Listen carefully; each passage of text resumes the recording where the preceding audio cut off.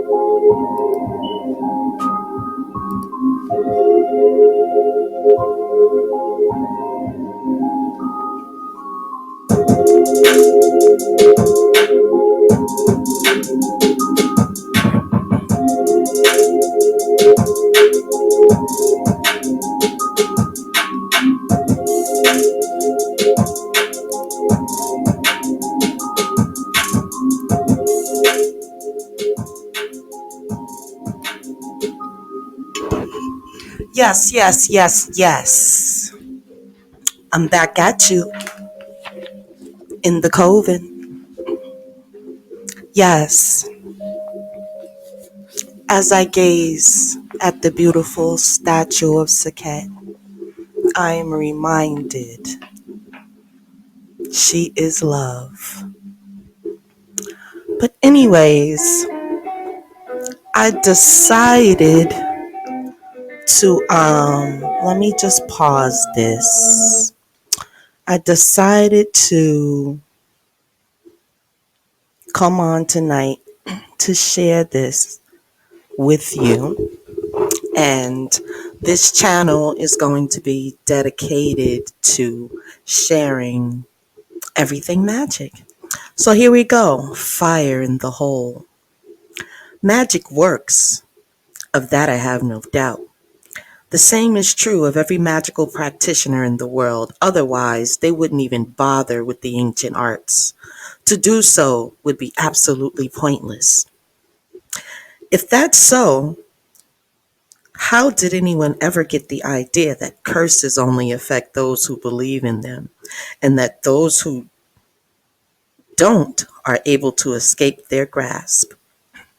Since this idea could have been spawned by any number of communication mediums, the internet, television, movies, or even some misguided author, it's hard to say, but there are two things I know for sure.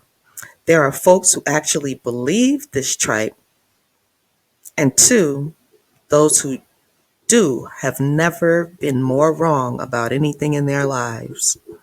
Successful magic hinges solely on the belief of those people setting it to motion. If they believe in their abilities to affect the change they want, they can visualize it happening. That ability to watch it unfold in their mind's eye gives them the impetus necessary to believe that the desired result will take place. And once that belief is in place, the magic takes flight, soars through the cosmos, charts a direct path to its target, and wham! The intended desire manifests on the physical plane and becomes absolute reality. Magic truly is a matter of seeing is believing. And I'm going to take a small pause with each caption, and so that can sink in for you all.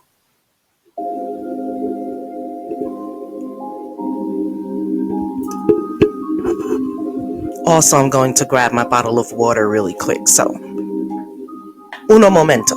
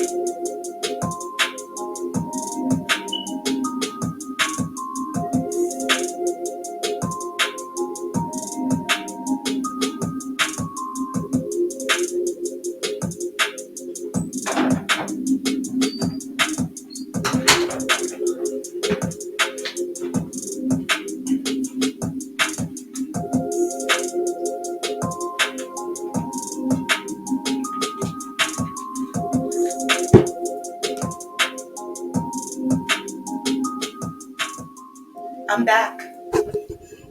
Okay, shall we proceed?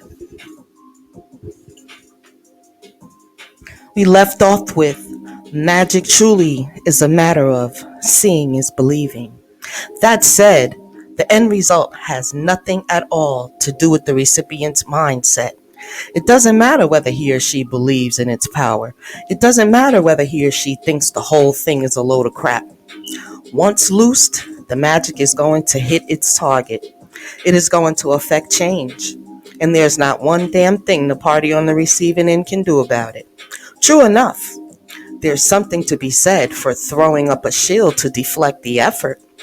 But since I've never known a practitioner to give anybody a heads up that magic is aimed in their direction, something they'd have to know in order to shield. That's probably a moot point. And if they're smart enough to have automatic shields in place, well, the best they can hope for is to revise the effect somewhat and perhaps weaken its impact. Even the best of shields are not going to completely obliterate a spell already in progress. That's why we call it magic. This is especially true of curses, hexes, and other unsavory forms of magic. It's not that their actual ingredients are more powerful, though. It has instead to do with the emotion that fuels them, that raw, untamed emotion that goes way beyond peel me off the ceiling anger and can only be termed as livid and pissed. And livid pissed is exactly what we are by the time we get around to even considering such workings. The old adage of adding fat to the fire doesn't even begin to cover it when fueling magic with this sort of emotion. In fact, it's more like adding a hefty dose of jet fuel to a hearth fire. They're going to be more than a minor flare up. There's going to be an explosion to end all explosions. And anyone who thinks that a simple shield is going to deflect that sort of energy definitely has another thing coming. To curse or not to curse? That is the question. Over the course of your magical practice, this is a question that's eventually going to pop up. So maybe some exploration is in order. Just exactly what warrants a curse and what doesn't. The fact that Joe got the job and you wanted probably doesn't warrant anything other than crossing off that place of employment and sending out resumes to the next 10 on your list. And if you want to work a little magic to get one of those positions, so be it. But what if the situation isn't that simple? What if the job in question was an intercompany promotion and you happen to know that Joe willfully sabotaged you? Maybe he took credit for some of your work that may have either qualified you for the position or caused the department head to take special notice of your application. Perhaps he even lied about you, saying that you were difficult to work with and that you weren't a team player or that you had an attitude problem. Is that any reason to curse him? Maybe, maybe not. It just depends on the circumstances, and to come to a rational decision, you're going to have to look at the whole picture. First, review the job description again and really scrutinize the duties involved. If they're vague, Joe may have done you a favor, even if unwittingly. It might be that the job in question would take up more time than you're willing to give. Time that wouldn't be best enjoyed somewhere else or even spent with your family. It could also be that the extra money involved is not worth what it's going to take to earn it. And if either is likely, then curses should be the furthest thing from your mind. In fact, you should probably think seriously about sending Joe a thank you gift. But what if neither of those scenarios is true? What if Joe simply set out to ruin your reputation with the company, a company you've given your all to, and is now doing his dead level best to get you fired? While none of that is good by any stretch of the imagination, I'm not sure such action truly deserves a curse either. Why? Because you definitely have other options. You could work magic to protect your job. You could work magic to shed light on Joe's behavior and show him to all concerned for the jackass that he really is.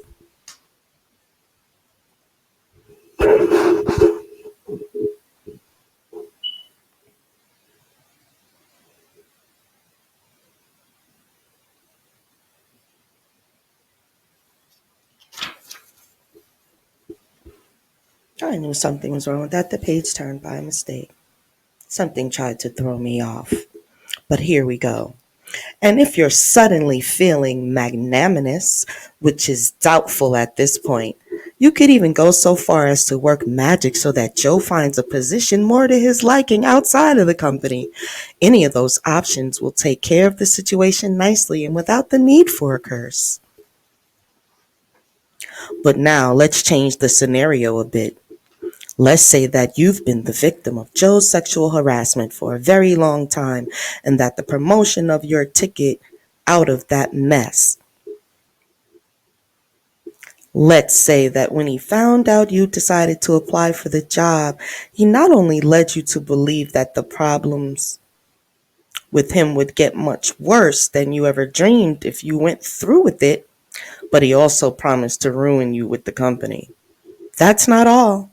He also promised to personally squelch any chance of you getting alternative employment in the area. You've already seen how he works, so there's no doubt he can make good on all of this.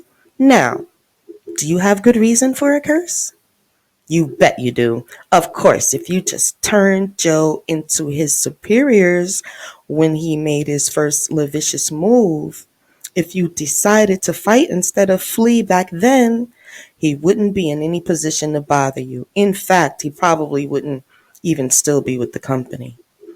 You could have avoided this whole mess. You might be sitting pretty in your new corner office, and there would be no reason for any sort of magic at all. While playing that would've, should've, could've game is normally a complete waste of time, it definitely bears some thought here. For one thing, we need to learn from our mistakes, but perhaps more importantly, this sort of self-examination helps us to figure out what else is necessary to keep us from ever having to curse someone again. And it often takes some mighty deep digging to get to the root of the problem and yank it from our lives forever. So why didn't you report Joe's inappropriate behavior when he first got out of line? Chances are you were afraid. But since precisely what you are afraid of holds the key here, that's what we need to examine. What is it that you thought reporting him wouldn't solve the problem and that his superiors wouldn't take you seriously? Were you afraid that Joe would twist things around in such a way that you'd lose your job? Or were you simply afraid of that sick feeling that makes your stomach churn every time you're faced with confrontation? Since such is usually the case when folks won't stand up for themselves, I'm betting on the latter. For all practical purposes, let's say I'm right. What you need now, before you even think of performing that curse, is something to keep you from ever being in that position again. You need some gumption. And the best way I know of getting some is to perform the workings. This is called the Gimme Gumption working. Materials: one reversible candle, black on white. Alternatively, color a white candle completely with a black permanent marker. One shot glass filled with rum, bourbon, scotch, or vodka. Since this is a war of sorts, and Mars energy is essential for any type of successful battle, plan to perform this spell on a Tuesday, which is today for any of you that have some issues at work, or either on the full or new moon. And we're there also. So what a day, see? we must follow our intuition. Now, fill the glass and light the candle, then place the glass directly in front of you. Ground the center in your normal fashion, then say something like, confrontation is not my foe. It's not an opponent. It causes no woe. It is my friend now, and as such, it straightens out the cause of much confused and wrongful accusation, misunderstanding and misinformation. It smooths out wrinkles while it mends relationships that might otherwise end. It no longer makes me sick, for now I finally learned the trick that anger plays no part. Instead, resolution weaves its threads. That said, I now infuse my gusty gumption, this liquid, for my own consumption. At this point, think about what gumption and courage mean to you, and then hold the glass up and blow that thought across the liquid to infuse and charge it. Place the glass in front of the candle and continue saying something like this. And before this candle it is placed, so its energies will interlace with my infusion to bring its power as it burns by minute and by hour, to banish worries, woes, and fears, to banish nervous shakes and tears, and brings forth the courage that I need to defend myself with grace and speed. The gumption asked for now is won. As I will, so be it. Done. When the candle extinguishes itself, drink the liquid. Feel the courage flow through your body and make a firm resolve never to be stomped on again. So, my friends, you have what it takes. Don't you worry about that. If you can think, if you can focus, you can use hocus pocus. Absolutely. I know how it feels to be bullied in the workplace, silently and innocently. But as we spoke earlier, you must think of other options rather than aim hexes and curses at specific people. Because you must understand, with everything, there are consequences. And so with magic, there is consequences. So you would be creative in your workings. And it is really all about self-development if you got the gist. The, the issue was turned inward. And it was to give you the gumption to take care of business. There is a way. There is a very nice way. There is something called an affirmation you can also do as well. Affirmations are usually one-line sentences that affirm. And so what you could do is write yourself a nice affirmation paragraph of what you would like to see, what changes you'd like to see in yourself. What a lot of people fail to explain to others once they get into this genre is that, once again, the mind is all. Okay? The magic is in you. So it is a self-development tool also. Now, there are some exceptions, and we'll get into that. But for tonight, I want you to think about the fire in the hole. It is a riddle. You tell me what the fire is in the hole. Is the whole a person? Yes. We are going to be talking about some things that are going to lead us to think a lot more. So,